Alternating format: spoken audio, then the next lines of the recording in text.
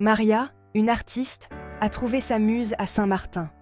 Ses doigts dansaient sur la toile, capturant la beauté éthérée du village. Lucas, un écrivain en quête d'inspiration, s'est retrouvé attiré par ce village pittoresque.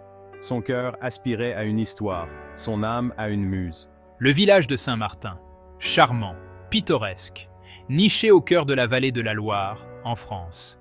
Des vignes tentaculaires, des collines verdoyantes, l'air empli du parfum du raisin mûr et d'un espoir palpable.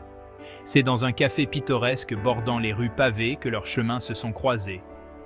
Les yeux de Maria, vifs et pétillants de vie, ont rencontré le regard profond et contemplatif de Lucas. Une étincelle a traversé la pièce, invisible mais tangible.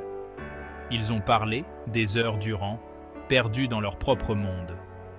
Maria, avec sa passion pour l'art, et Lucas, avec son amour des mots, ont trouvé du réconfort dans la compagnie l'un de l'autre. Une connexion s'est formée, aussi naturelle que le lever du soleil, aussi réconfortante qu'une douce mélodie. L'atelier de Maria, niché au cœur du village, est devenu leur sanctuaire. Il était imprégné de l'odeur de la peinture à l'huile et de la promesse d'un amour non écrit. Lucas regardait Maria peindre, ses mots coulant aussi facilement que les coups de pinceau de Maria. Il parlait d'art, de la vie, et de rêves qui prenaient forme dans le creuset de leur amour naissant. L'atelier résonnait de rires, de murmures de promesses et de mélodies d'un amour destiné à s'épanouir au milieu des vignes de Saint-Martin. Au fil des jours, l'amour de Maria et de Lucas s'est épanoui comme les fleurs sauvages qui parsèment la campagne française. Les rues pavées ont été témoins de leurs promenades nocturnes, leurs rires résonnant dans l'air calme. Chaque toucher était une poésie, chaque regard une confession muette d'un amour qui transcendait les mots. Lucas, inspiré par l'esprit vibrant de Maria et sa présence éthérée, avait trouvé sa muse. Les mots ont coulé de son âme, tissant des histoires d'amour, d'espoir et de rêves partagés. Maria, à son tour, a capturé leur amour sur la toile. Chaque coup de pinceau un témoignage de leur lien profond. Maria est devenue sa confidente, son phare dans la nuit. Elle écoutait sans jugement, son cœur débordant d'amour pour lui. Lucas, autrefois un écrivain solitaire hanté par son passé, a trouvé du réconfort dans l'étreinte de Maria. Il lui a parlé de son enfance troublée, de la perte de ses parents et de la solitude qui avait rongé son âme. Les jours se sont transformés en semaines, les semaines en mois. L'amour de Maria et de Lucas est devenu plus profond, s'enracinant fermement dans leur cœur. Le passé de Lucas était une cicatrice sombre, gravée dans son âme. Il en parlait rarement, sa douleur étant trop profonde, sa peur trop réelle.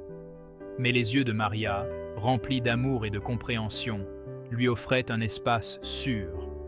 Maria a écouté, son cœur se serrant à chaque mot, ses doigts entrelacés aux siens.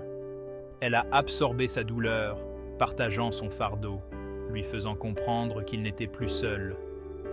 Dans l'atelier de Maria, entouré de couleurs vibrantes et de toiles prometteuses, ils ont construit un monde à eux. Lucas lisait à haute voix ses écrits, sa voix trouvant du réconfort dans la présence apaisante de Maria. Maria, à son tour, traduisait les mots de Lucas en couleurs, leurs âmes communiquant à travers leurs formes d'art respectives. Ils étaient deux moitiés d'un tout, leurs âmes entrelacées, leurs cœurs battant à l'unisson.